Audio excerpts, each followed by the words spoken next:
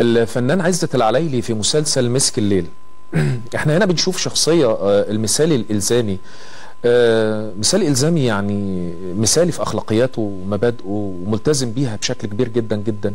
احنا بنشوف رجل أعمال يعني علاقاته متشعبة بشكل كبير جدا، وراجل قوي من ناحية يعني مجتمع الأعمال، وبيحاولوا رجال الأعمال أو بيحاول الناس اللي حواليه يدخلوه في مشاكل أو يدخلوه في إنه يعني يخون مبادئه ويخون أخلاقياته، ولكن هو بيرفض ده بشكل شديد جدا جدا، وبيحاول بقدر الإمكان إن هو يبتعد عن ده، لدرجة إن هو بيربي أبنائه على الأخلاقيات والمبادئ، وبيحاول يبث فيهم الجزئية دي باستمرار، ويحاول يوعيهم إن هو أساس التجارة أو أساس الربح هو الأخلاق دايما. فطبعا مع المجتمعات اللي حوالينا يعني، ورجال الأعمال اللي أصبحوا فسدة وأصبحوا مجرمين بشكل كبير عشان خاطر الحصول على الأموال، طبعا اتعرض هو طبعا لمشاكل كتير جدا وصدامات وصراعات بما فيها قتل ابنه.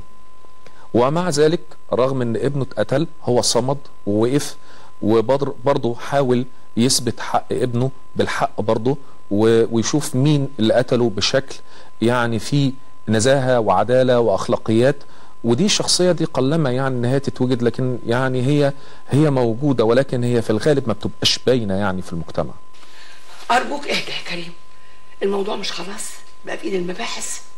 يا هانم انت مش فاهمة حاجة، انت ما انتش عارفة حاجة، انت جاية دلوقتي تسأليني كنت فين من زمان؟ انت تعرفي ايه عن المجهود اللي انا بعمله؟ انت حاجه واحده بس هي اللي شغلاكي، ابنك حسن. اما الشاب اللي راح دمه هدر كده ما يفرقش معاكي عن احاسيسي، عن مشاعري، ما تفرقش معاكي.